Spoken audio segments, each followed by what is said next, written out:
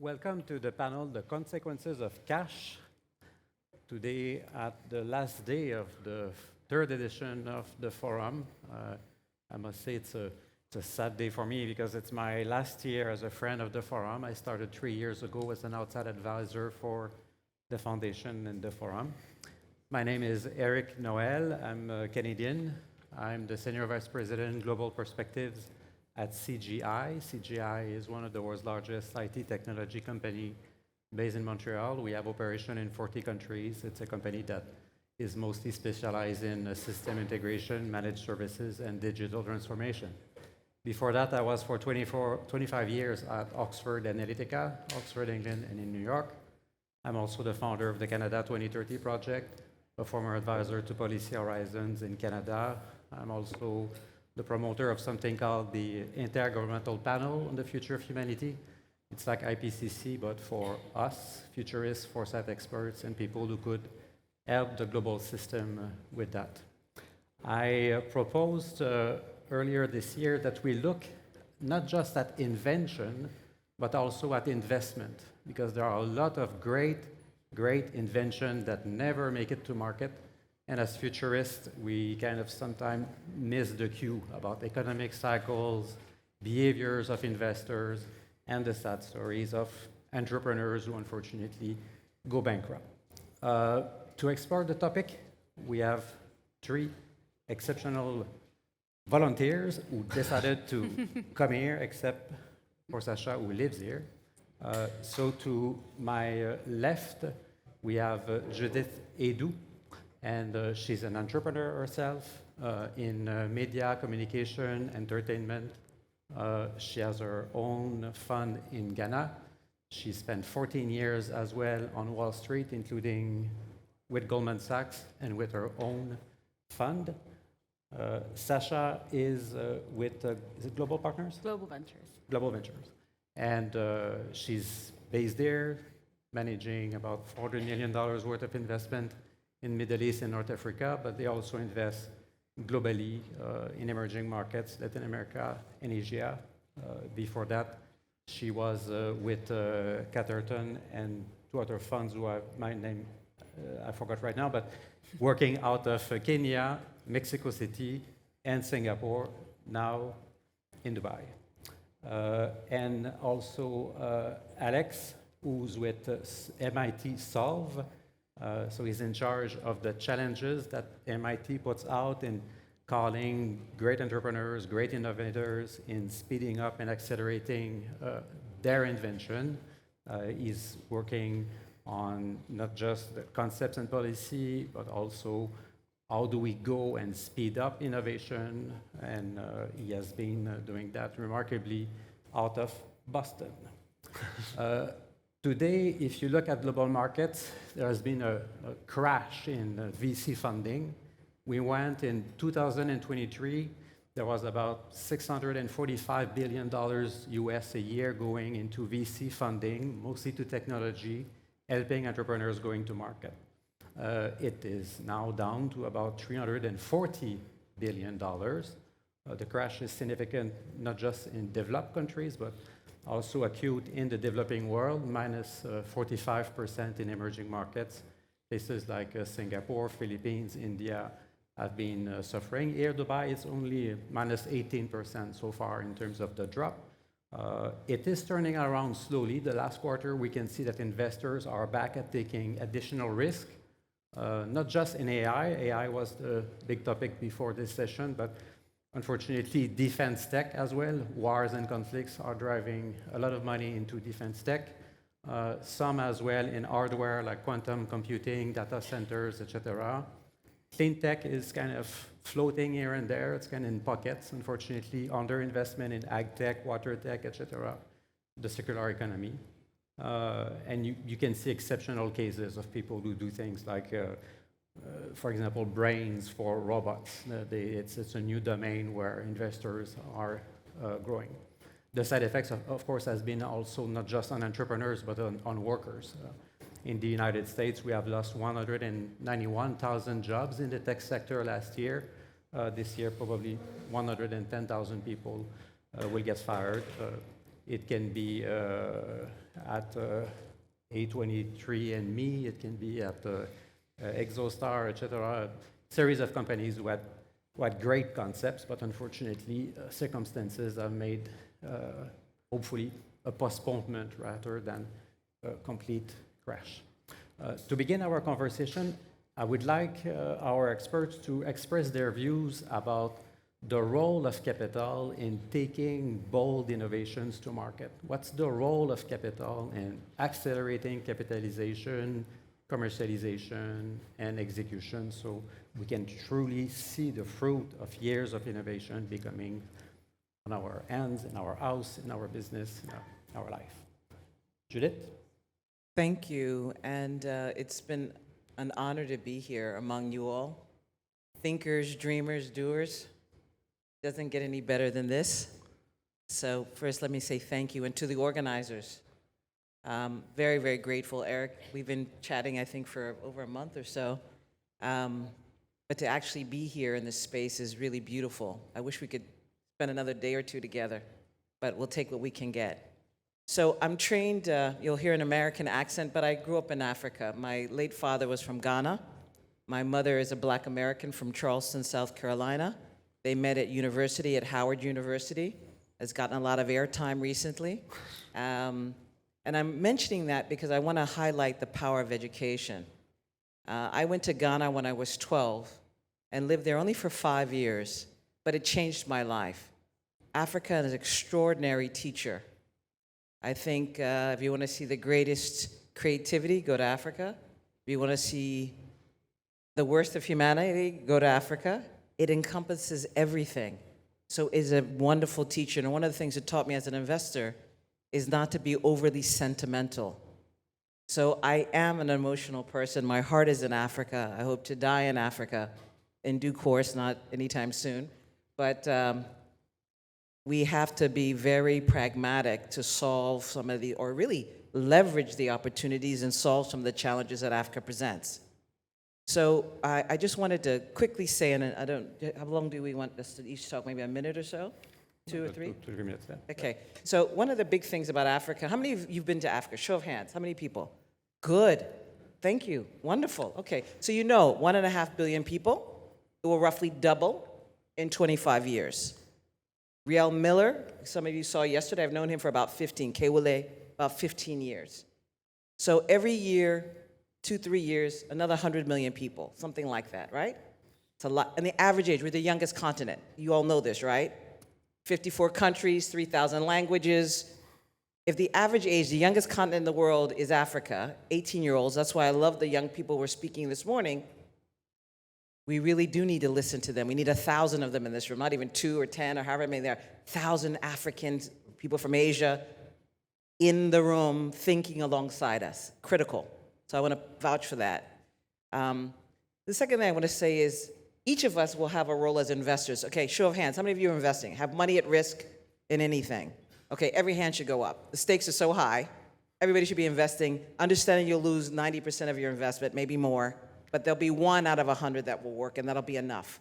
Because some of these is just giving people a chance to think more broadly. Africa's a very rich continent, as many of you know. Most gold, most cocoa. I love the gold souk here. But is any gold mined in this country? No. Any cocoa made in this place? No. The things in our phone, coltan, is it any here? No. Got lots of oil and gas. What this place has, which I really appreciate now, is vision and leadership. My God. I mean, can we just pause for a moment and acknowledge visionary, courageous, long-term thinkers of all kinds, of policymakers, rulers, business class? That is exceptional. That's the thing that's missing. Last thing I'll say, when I worked at Goldman, we used to have a saying that, by the way, I joined Goldman in 1987. There are people in this room that weren't born then. How many were not born in 1987? Very good. 1987, Goldman Sachs was a partnership. They were long-term greedy. When it went public, guess what it became? Short-term greedy. The ethos of the company changed tremendously, but that little change When partners had their own capital at risk, they could take a longer term. They could invest in things. There were people in a room who literally said, we're not going to do that because it's too risky. It would put our reputation at risk, and there's no amount of money that is worth the thing we've been spending 100 and some odd years building. When they go public, we got new humans, new incentives, new desires. And so to make quarterly numbers or to get better bonuses, maybe they will bend rules. The ethos changed with that little thing called going public. The value systems we have are critical. So I'm interested, and please after this I'll stop talking, but I'm interested in meeting visionary leaders who have money or access to money. Doesn't even have to be a lot of money, but visionary long-term thinkers and capital people who are willing to put money at risk to change the arc of history positively for the 1.5 billion more young Africans and Asians and Latin Americans who we notice don't care about water or boundaries or gaps or personal risk. They'll get in an inner tube, they'll float to Italy, they'll cross whatever wall you have, they'll throw their children over the other side to get to opportunity, and that's not going to change. So what's the plan? What's the strategy? So I'll stop there. Thank you. Sacha. Yeah, some of that definitely overlaps with our thesis around investing. So for context, I'm a partner at a firm based out of the UAE called Global Ventures, which invests in Series A companies, pretty vanilla venture, and across the Middle East and Africa. And the core thesis is really that you can build global businesses out of the region, but also that this region, the Middle East and Africa, is going to be the sort of center of global growth in the next 10 years in a very significant way, which sort of driven by some of the factors that you mentioned, the young populations, the sort of growing population, the rapid urbanization, the increasing digital penetration, are all sort of precursors to this very significant change that we're seeing across the region, and we've been here for more than 6 or 7 years spending time. And I think that when you sort of ask the question, which is what's the role of what you do in sort of backing bold innovation, I think obviously historically the story of venture is very much tied into being the first check-in or the first punt into futuristic innovations, right? I mean, SpaceX, Tesla, all venture-backed companies, even when the idea, the shared economy idea of getting into a stranger's car was just an idea that was a venture-backed business that became Uber, and now I'm curious to know how many people in this room came to the event today driven by somebody they didn't know in a car that wasn't an official taxi, which I think is just a testament to, I guess, where venture is. The region specifically is interesting because I think that investors in this market have a real opportunity to benefit from the sort of lack of existing infrastructure. So I think that a lot of what we're seeing in developed markets is the difficulty in enacting change in terms of whether it's in the healthcare systems, whether it's in mobility systems, because of the legacy infrastructure, right? It's much harder to get someone who's driving a car with an ICE engine to suddenly switch to an EV because of the switching costs, right? On the continent and here, if the younger population's first car is an EV, you have this real opportunity to accelerate this very futuristic change that previously wouldn't have existed or been an option, maybe perhaps in other markets. So I guess that where I see our role is very much as a catalyst by providing the funding, by providing the path to commercialization and then scale for these businesses or sort of futuristic concepts in the region. And I'm happy to share where perhaps futurism and investment sort of face pitfalls or challenges, specifically around perhaps the shorter term requirements of investors versus the sort of longer term, more patient capital that might be needed for some of our most futuristic ideas. But I have to say, actually, speaking to this event, it's been very enlightening for somebody like me who's frequently in environments primarily focused on financial returns and investments to sort of be in a sort of unbridled environment here where people are discussing sort of very long-term ideas and trying to sort of squish the pessimist in me listening to some of the questions, saying that sounds like a great idea. It doesn't sound like it's going to make anyone much money.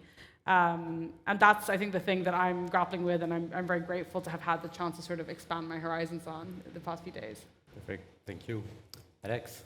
Yeah, so I am at a piece of MIT, big institution, that works to, on one hand, find, fund, support people who are doing good work anywhere around the world. We select about 30 innovators every year, say seed stage, but we're business model agnostic, so we have some people that will never make anyone any money, but they will have high impact. So we look probably across the SDGs, so learning, health, economic prosperity, climate. And a lot of what we're trying to do is then find the people who are building the better futures, find the Africans, the Asians, the Latin Americans, who are using the technologies that are in many cases much more native to them, mobile money and drones and building new things to solve problems for their communities that have benefits to all those different areas that can go beyond those regions. And our job is to go find the best of them, to validate the technology, to think about how we can find ones that can scale, that can go to many more regions, many more people, much more impact. Sometimes that scale involves more institutional growth, sometimes in replication, we can talk about that. In many other cases, our job is to think about how we de-risk them, use a little bit of philanthropic capital to get them through what I've heard termed pilot hell, where they get stuck at the pilot phase, and get them through to a point where they can get more traditional investment, or at least get to an impact or blended capital raise on that path to a more traditional path where they are going to make money. And there's a clear space for that. And there's lower risk because they've got demonstration. They know how to talk to a set of investors who are coming from a different jargon than they live in. I can give some specific examples maybe because that can get very meta. I mean, we have teams that are building high-quality, low-carbon homes in Tanzania or Nepal.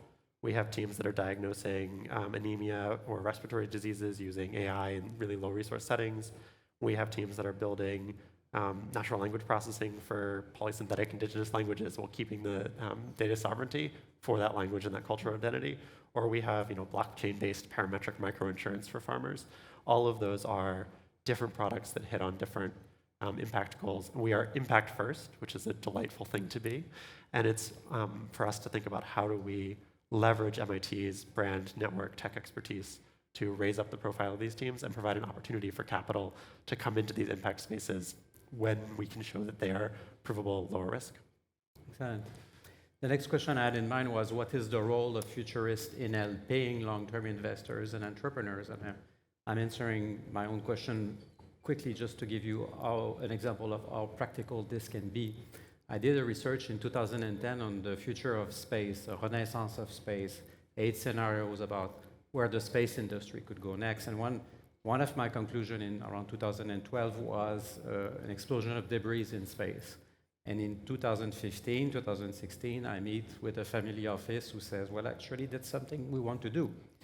So from 2016 to 2024, that's how long it took, 8 years to raise the money, 3 rounds of financing, hire the engineers, block the time for the launches. We launched 4 satellites in February in New Zealand to create the world's first debris detection system that is space-based, not Earth-based. Before that, it was just with telescopes and radars, but now we have a much better system that is tracking in space what's happening. But that road for me as a futurist and foresight expert was still very long between a trend identification that could go macro to an enterprise, working with the entrepreneurs and the founders of the company. The road can be long. It's not like a ChatGPT was invented in 10 months. It was thought about more than a decade ago. So, Sacha, you were going to give some example where you can find as investors inspiration from the foresight work.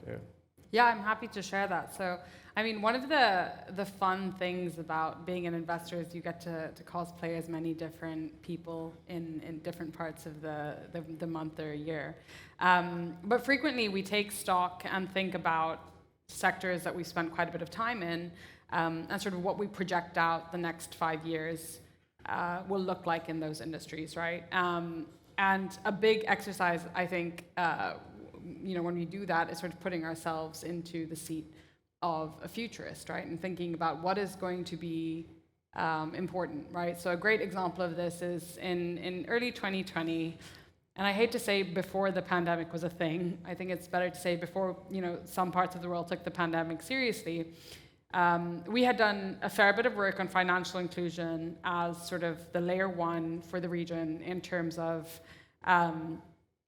an area of like innovation that we were seeing sort of rapid traction in, whether it was based on consumer desires, whether it was based on regulatory support, or whether it was based on sort of existing incumbents' desires to digitize. And at the beginning of 2020, when we sort of completed that work the year before, we started to think about the healthcare system. And this was before this was before, obviously, like I said, we had lockdown and the pandemic, etc.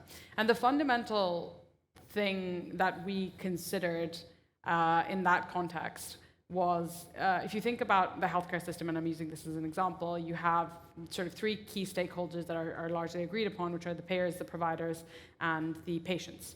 And for those three stakeholders, across the very sort of basic nexus of preventative care, the first time you interact with the doctor, the second time you interact with the doctor, in more specifics, diagnostics, when you physically enter a hospital, and then finally like the treatment afterwards, and then all these enabling technologies across, such as fintech, insurtech, the way your data is controlled, like what do we see as like the big pain points, or what do we see as like the challenges of the next 5 years, right? And like where do we see opportunities for like incremental, but then also exponential change across that value chain? It just so happened that like a month and a half into that exercise, we were thrown into lockdown, and we kind of got a front row seat to what all of those problems were. And I think it kind of became a global topic in terms of, it was very clear where the weaknesses in the healthcare system were, but there was also the significant like impetus and focus on fixing it, right?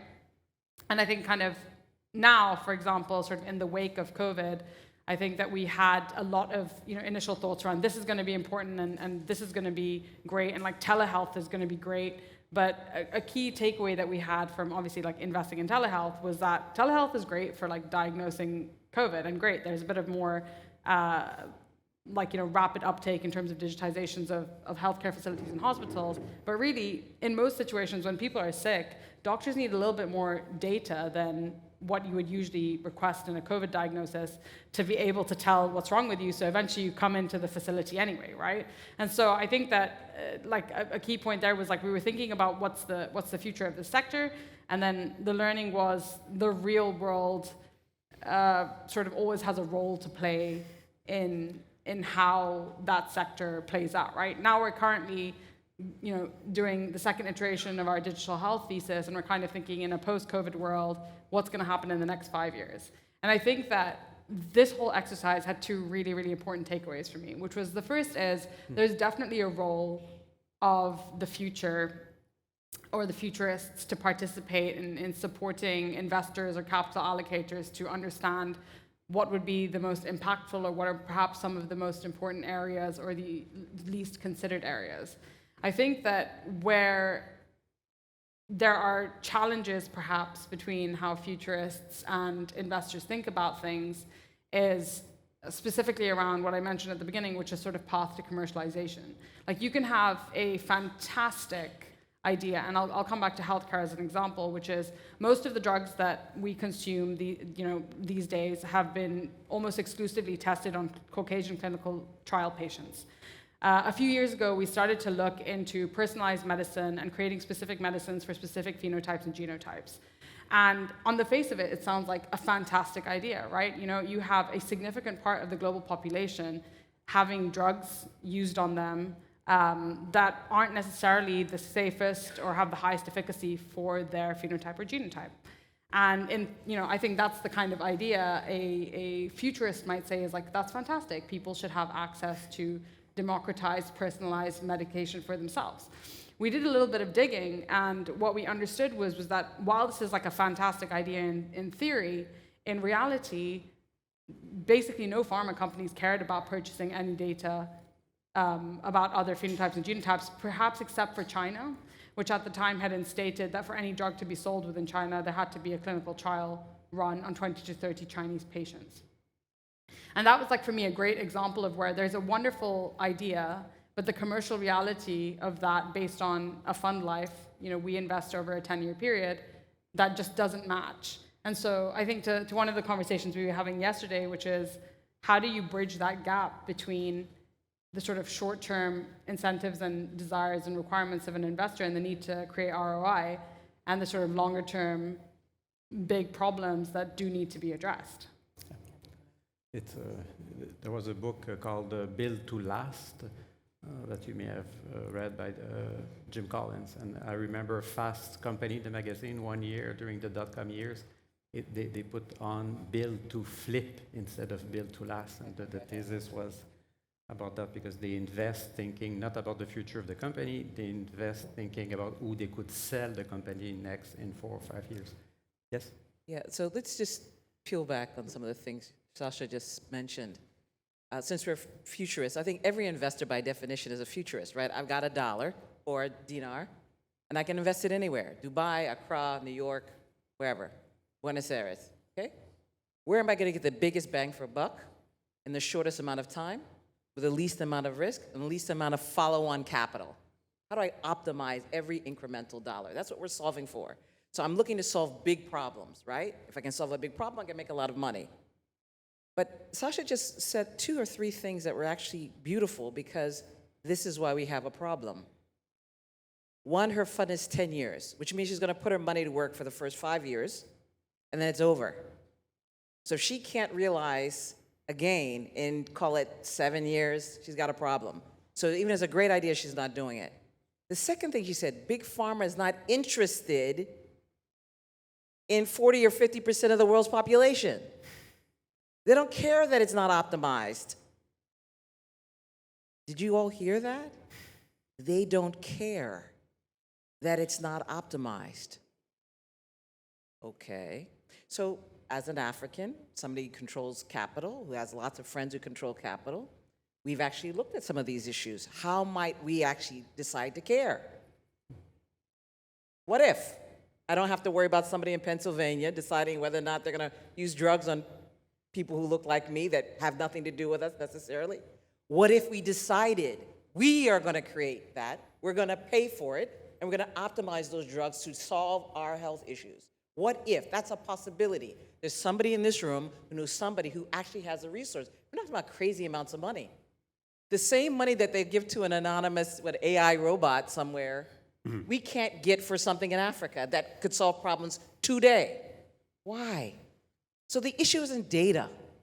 It's what do you see with the data you get? What do you care about? When you look at the world, what do you see? That's value-driven. That's not data. Do you see opportunity? Do you see risk?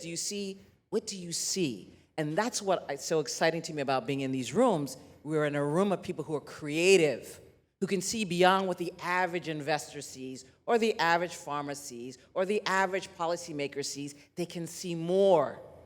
That's why I come to places like this. I constantly want to see more and more and more and more. And that means I have to get and talk to people like you all.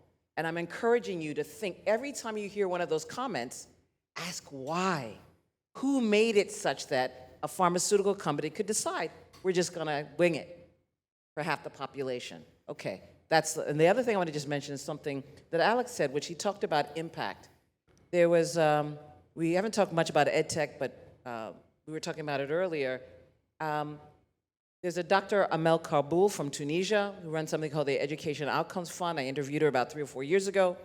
We're talking about impact investing. She taught me something very important. She says Africans spend a lot of money on education. It's not they don't spend money, they over-index. The issue is the money they're spending, are we producing the student that can be employed or create a job for themselves? Yes or no? So the issue isn't impact. We buy books, they sit in a warehouse. That's impact. But did the book get in the mind of the student to generate learning, to generate job? No. So she doesn't focus on impact anymore. Lots of stuff is impactful. She cares only about outcome. Students properly trained, world competitive, ready to work, ready to create employment. That's a different way of thinking. So if we just tick boxes, and I had dinner the other night and it came up. Big foundation spent $500 million on healthcare, a great machine, and then they figured out that they don't have the humans to work the machine. $500 million spent in a machine that maybe one day will work when they get enough people to read it or use it. That's the kind of thinking that won't get us where we need to go. So in my view, these 10-year funds, these foundations, we love them. We love I'm one of them. I'm simply saying we must do better, and I'm prayerful in this company we'll be able to do that. Thank you. Can I pick up on two pieces there? One, my monitoring and evaluation team would like to question your definition of impact there, because they would say that impact only happens if you can prove it at the end. It comes after outcomes. We'd say that the first one is outputs, and that books in a warehouse are an output, and kids that are well-educated and can produce the next generation of entrepreneurs, that's the outcome, that's the impact we want. We have a whole program on learning effectiveness in education to help put evidence into some of these nonprofits and other teams. I think the second piece is thinking about where we can put those investors in touch or in validation with some of these ideas, right? So I happen to be associated with a brand that some people find validating. And so when MIT puts a stamp on things, that opens doors for people. And so I think the most cogent example of that is we have a team, Kenyan innovator named Taita, who runs a company called Sinefa, smart greenhouses, AI and other pieces, increases yields, increases incomes. It's good. Not smallholders. We were talking about this, but it's aimed at this kind of middle income farmer that you have a little bit of disposable income and you increase that a lot. He's got good traction. He's got some tens of thousands of users. He was sitting next to someone at our event because we selected him. We brought him to MIT. We put him in a room with investors, and he sat next to someone who then invested because he sat next to him. And they saw that. They saw that it's a de-risking because of the values that they bring, the values that they attribute to other places. And it's then a question of how do we use those of us with privilege in that network, how do we use that to put the spotlight to raise up people who we can show from a tech perspective, from a market perspective, from a traction perspective, from an impact perspective, have that value, and we'll build those futures, we'll build those different pieces. How do we put those in contact with the investors who are otherwise skeptical or otherwise have blinders on what they're able to see because they're in New York all the time and they're not necessarily running into innovators from Buenos Aires or Nairobi. No, which kind of leads to the hype or purpose, because you could also use Futurists to hype your investment thesis or your companies, whereby you find good talking heads who are kind of saying great things about the future of your company or sector, versus having Futurists who are guiding investors on priority stuff that makes sense for the future and are not more rational. And I'd like to remind you that 10 years ago in 2014, the favorite investment topic of the VC world was gaming. Everybody was investing in gaming. Well, then we had COVID and we were wondering why we didn't invest more in biotech, etc. So isn't there that kind of danger of going for hype versus purpose, or? I think hype is such an interesting piece because often I find that hype is associated with the technology. And I think one of the most important learnings that we have is being driven by problems and not by technologies, right? So we're taking, and there's certainly a role for futurists in helping us understand which problems have the most leverage in different futures. But we have been through a few different hype curves with some blockchain pieces and some generative AI pieces, which there's a lot of potential with generative AI, but it also has some hypey bits right now. And for all of those, what we rely on is innovators who bring us a specific problem they're solving. There's a lot of innovators who are excited about our technology and they don't have a specific market in mind, they don't have a specific problem. But those who are really passionate about the problem and they're solving that, regardless of what technologies they need to pull in, whether it's brand new stuff or older stuff, that's the space that we see value, and it helps us, I think, cut through some of that hype. We certainly have good examples for every hyped technology, and then we have a lot of other pieces that we've discarded, but that's never the criteria that we're using to select. We're always thinking about, is there a good problem? Is there a real impact? Is the technology that you're using proven or provable and a reasonable fit for the problem you're trying to solve?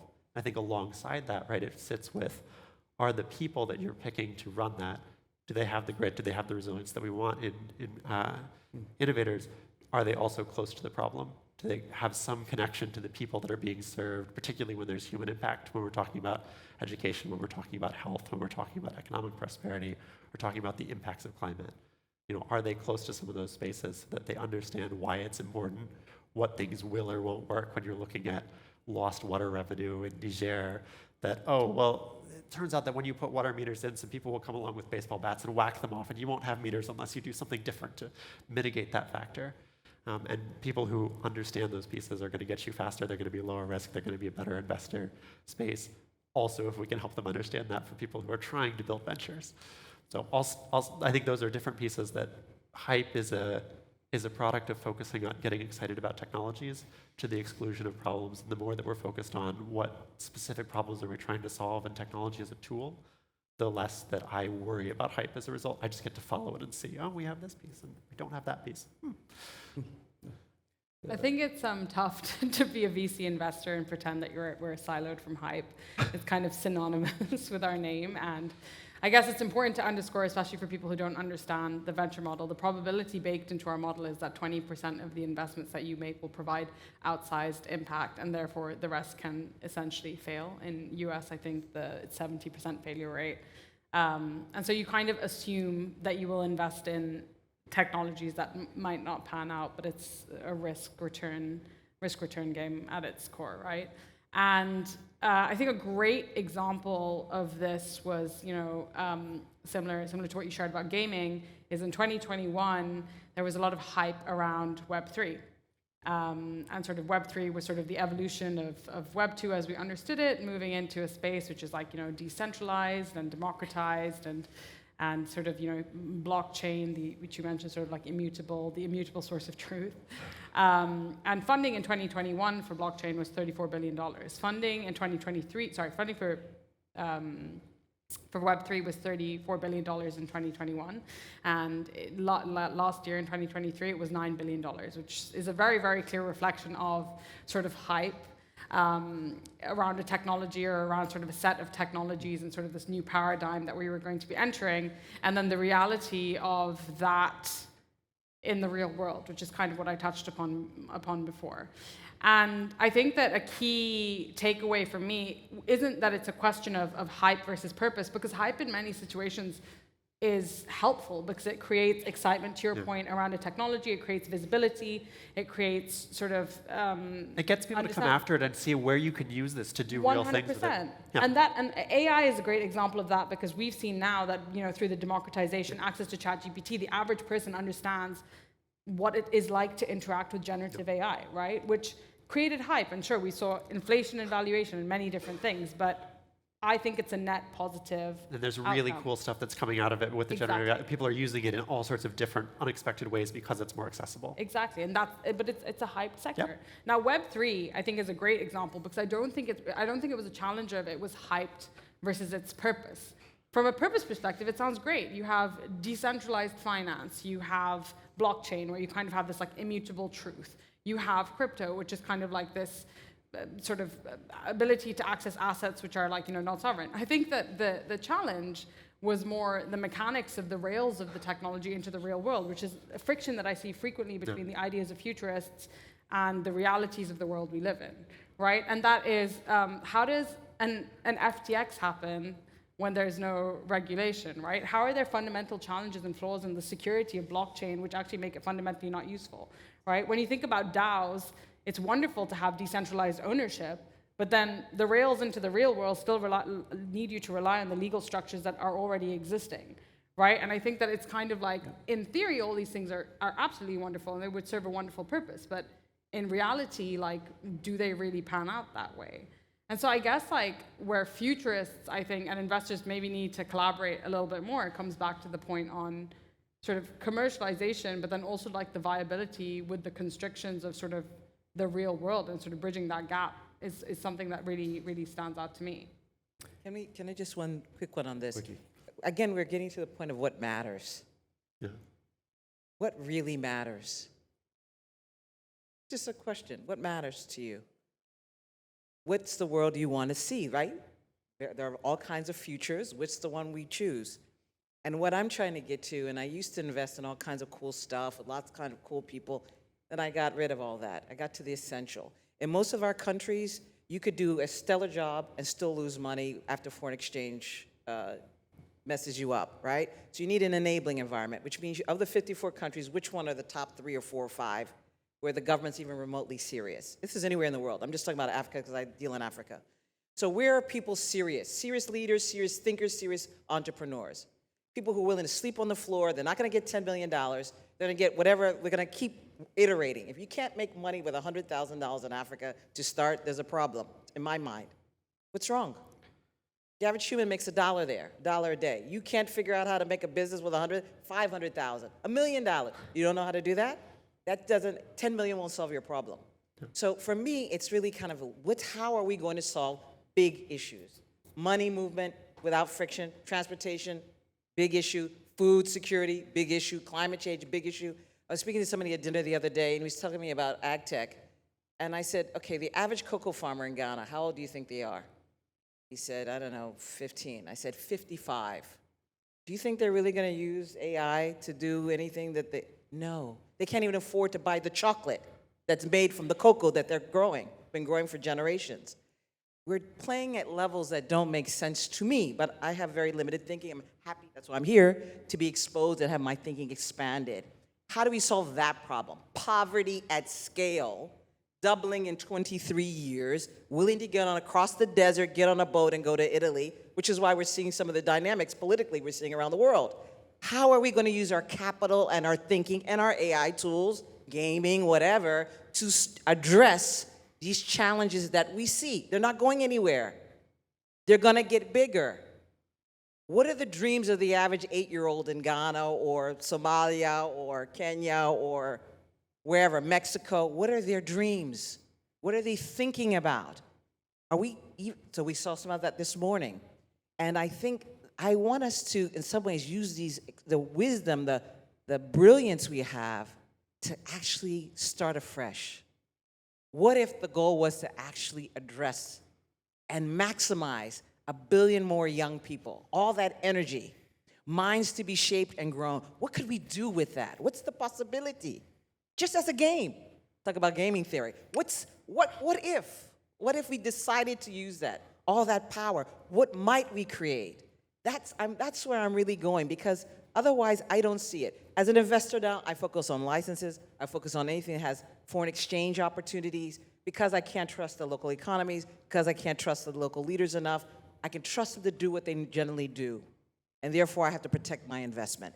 But I'm looking at something so much bigger, because I see the opportunity as if we could crack that. And there are thinkers in this room, in this environment, who actually have the ability to do it. So I'm just seeding this. This is a prayer, okay? I'm seeding. Thank you.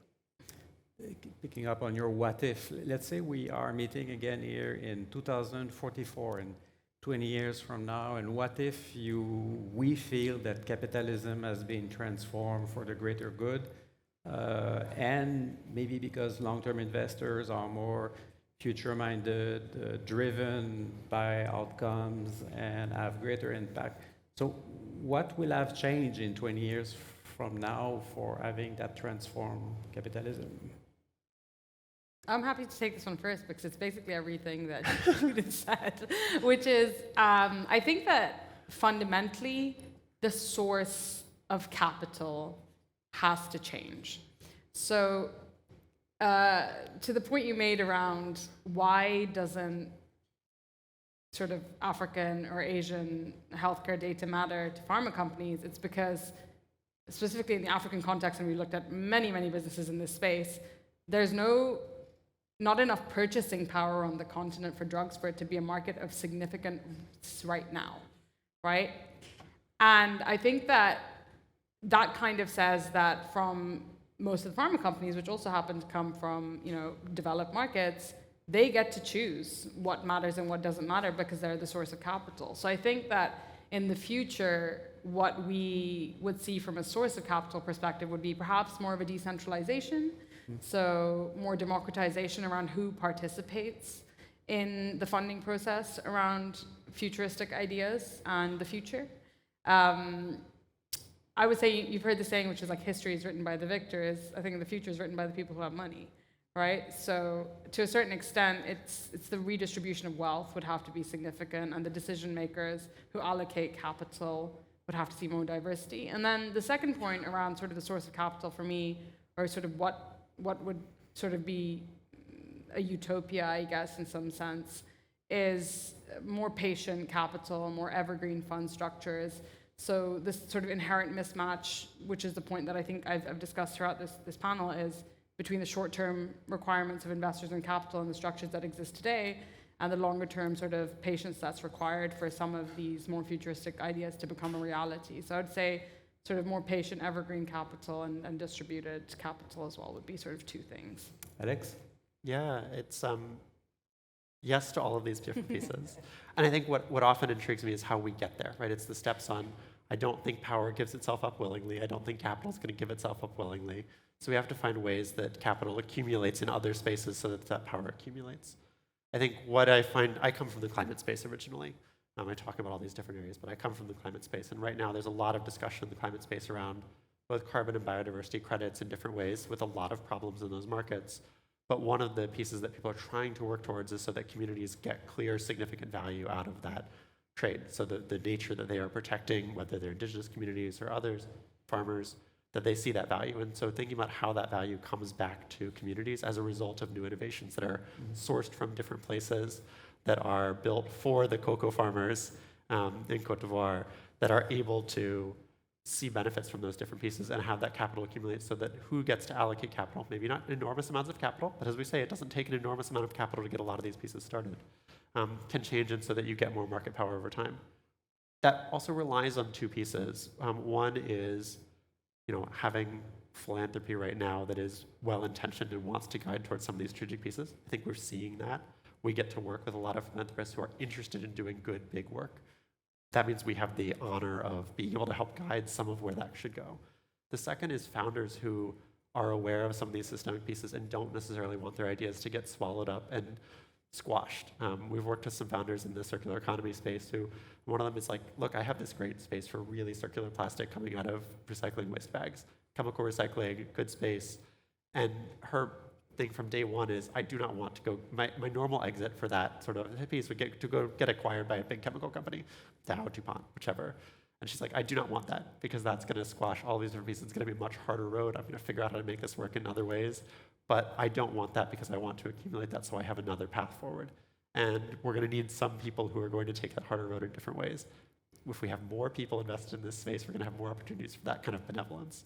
I think the final space, coming back to this idea of we need other kinds of capital, yes, we need, what I'll say is like strategic innovation, which comes from two ways. One is having people who can think about the messy, complicated systems that are cities, that where you have some innovations, and you have some policies, and you have some behaviors, and all of them need to be thought about from a futuring perspective and an innovations perspective together, and you need capital that can sit in all those different areas to move those forward. Hello. But looking at those different pieces, that gives us an opportunity to push capitalism in different ways, but I think it does come back to that decentralization in different ways. I think just one thing to add in the entrepreneurship ecosystem, which is important, is that I don't know if she wants to add something to the conversation. No, I'm just kidding. But it's that actually, like, by allocating capital as investors to these economies, you create sort of a network effect in terms of sort of the next generation of wealth within those markets. So in the US, for example, you have the PayPal mafia. In the UAE, one of our most famous exit stories is Careem, which was acquired by Uber, and it's the Careem cartel, right? And those founders then become sort of, you've minted the next generation of people who are sort of spreading technology, but also spreading wealth, and it comes back to the decentralization of sources of capital in the future, and how we bring them back here is like by funding innovation here and creating that same network effect we've seen in other markets. With the risk, right, that's this like key leverage piece then of when we create those folks, how are they steeped in futurism? How are we helping them to guide to make better decisions versus some of the tech billionaires in the US right now who are kind of famously made some bad decisions around like pro-social decisions. And I think But this is the thing. I think, so I hear you and I agree with you, all of you. So my thing is, for each of us, let's figure out where in the curve we have our superpowers, right? So what am I really good at? Is it the beginning, the middle, or the end? That's a question. This issue of network effects, very, very important. And maybe we don't think about geography. I've been thinking, since I've come to this conference, about maybe the African city isn't even in Africa. Yesterday, was it Dr. Khanna was talking about the map? The maps, I think was Dr. Khanna, is his name? Yes. Yes. And I was thinking, maybe we shouldn't even be thinking about an African city physically in Africa. Maybe we should be thinking about networked Africans all over the world so that geography becomes irrelevant in a networked world. So I'm not tied so maybe I can invest in businesses, or Africans should be investing in businesses in different countries. And so if there's a bias against African or Middle Eastern or Latin American entrepreneurs, maybe those entrepreneurs or investors should be citing ourselves in places where we don't have that bias, or teaming up with people who can actually help us. But we maybe need to think more creatively about that. So anyway, I just wanted to put that on the table. Thank you. Expand our thinking beyond geography. And Sacha mentioned a source of capital. We could think about destination of capital. For the last 3 years, what is the country in the world that has attracted the most FDI? It's the United States of America. And post-Trump election, there is even more money from around the world going to the US, which is a very different environment than what we had before with the rise of China, the BRICS, etc. It would be interesting if you could raise a question, if we have a microphone that is... go ahead. Yes. Here.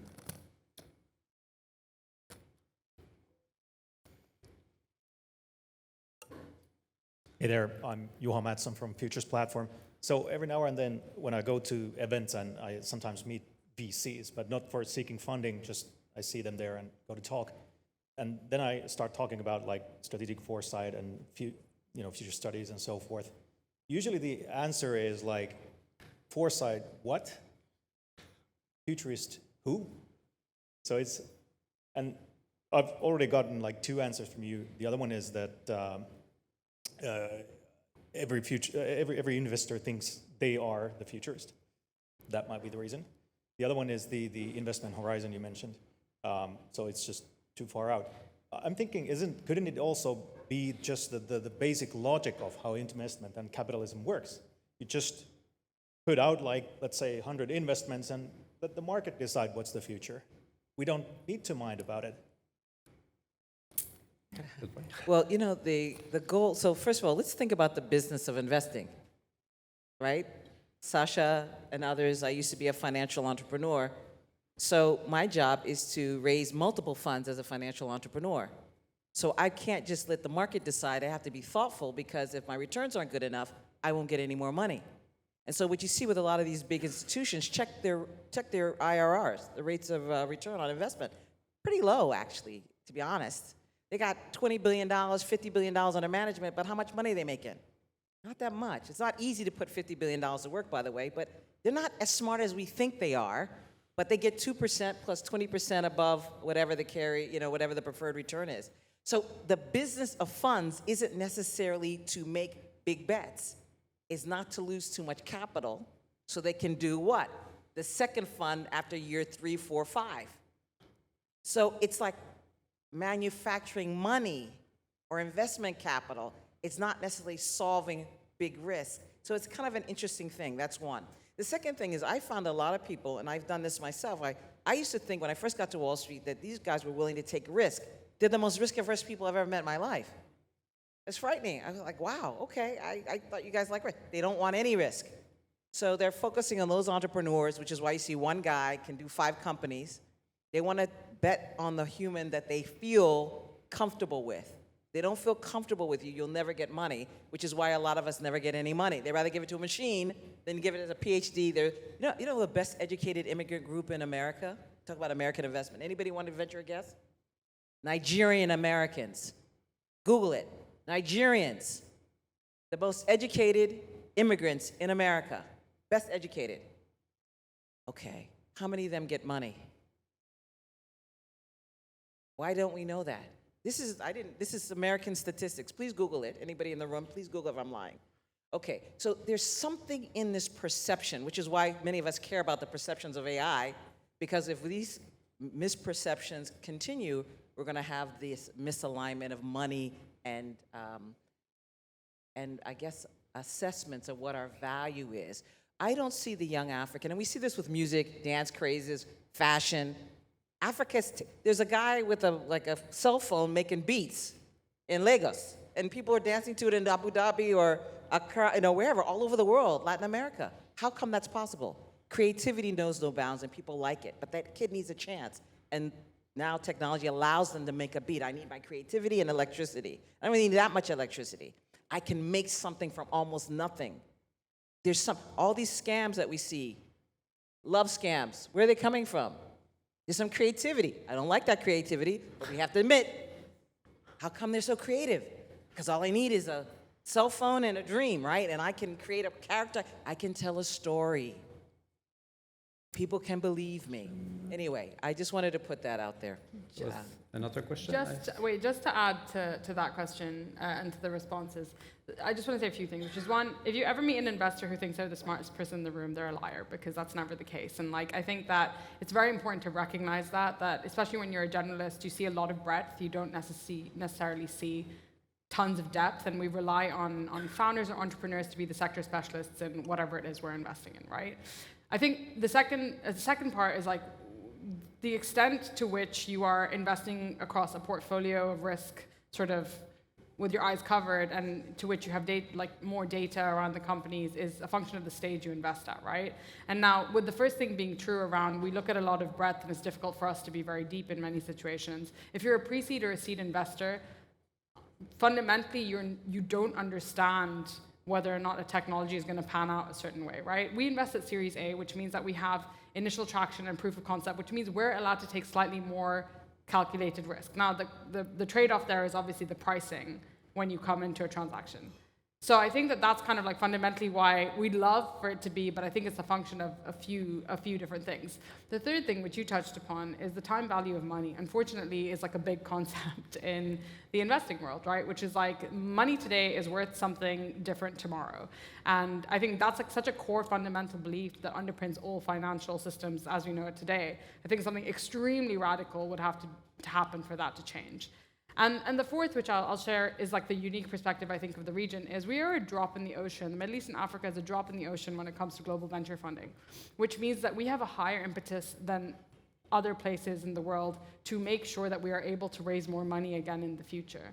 Which means, to a certain extent, I think the first layer of investment that we'll see within these markets is going to have to be validating that you can make returns, because the time value of money isn't going to change in the short term, and the sources of capital are not going to change in the short term as well.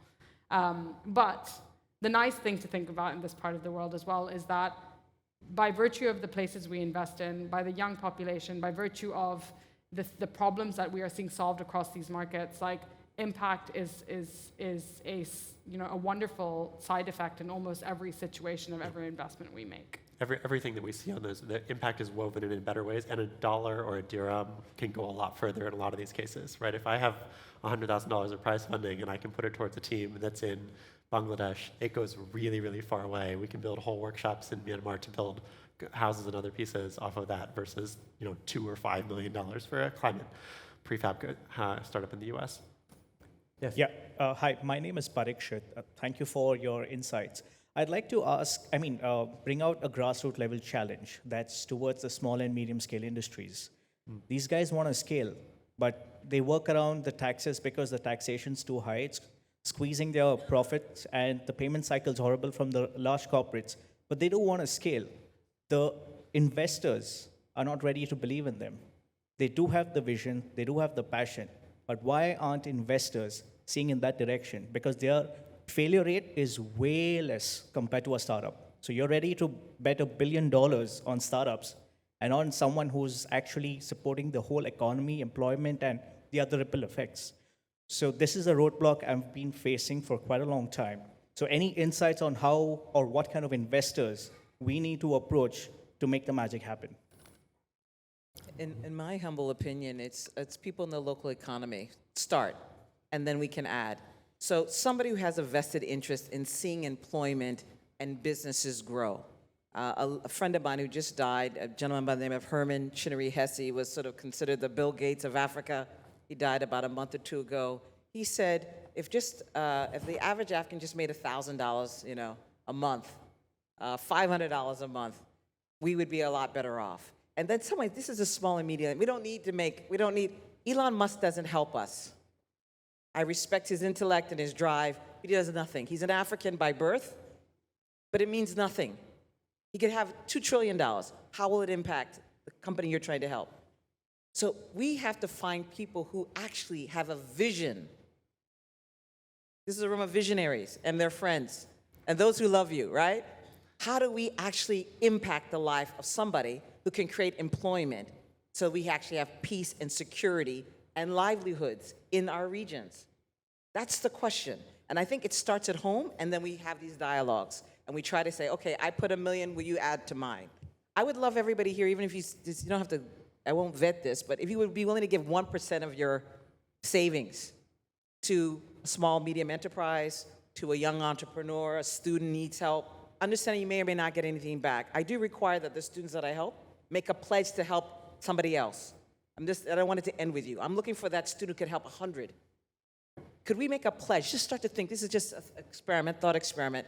How would we start to see these environments? An entrepreneur that needs $10,000 with $5,000, $1,000 would change their lives. We don't need any huge things, but a venture capital fund will never do that. We need new forms of capital. It starts locally, and then we talk to our friends and see if they can help us build something that will mean something on the ground. Thank you. I'll add to that by please come to apply to our challenges in February. Because I have capital that might be able to help with that and a validation stamp that might be able to help with that. So, In closing, you probably noticed that I'm the only Canadian in the room. I have a BlackBerry. But there are two things. I come from the province of Quebec, and the government of Quebec decided in the 1970s, 1974, to make our public pension system an impact investor in terms of our province economy. So they need to protect the capital of future retirees, make an income, but they are also evaluated on the total economic impact on the productivity, the wealth of the citizens of Quebec, and the companies of Quebec have profited from that. And the company I'm working for today went from $0 to $10 billion, from 10 employees to 90,000 employees. And it's, yes, the founder is a great entrepreneur, but his best financial partner was our National Pension Plan Board. A year ago, I was with Noubar Afeshan, the founder of Moderna, and during the lunch, what did he say? He said, you know, it's a good thing I was financed notably by the Canadian Pension Investment Board, because they were with me for 10 years, and we would have never made it without an institutional investor who believed in me. So there is hope, because there are also out there our money that we put towards our retirement that is managed by people who have that kind of vision. I invite you to look at FCLT. It's Financing Capital for the Long Term. They're based in Boston. They give guidelines and rules to large companies about investing in the long term, and they have proven results in terms of companies that outperform are not the ones that are with quarterly results. They are the ones who showcase great R&D investment and innovation over time and over time. We are over time. Thank you, Judith. Thank you, Sacha. Thank you, Alex. Thank you all for staying. It was, I think, the last workshop for the day, so thanks for your patience and being with us.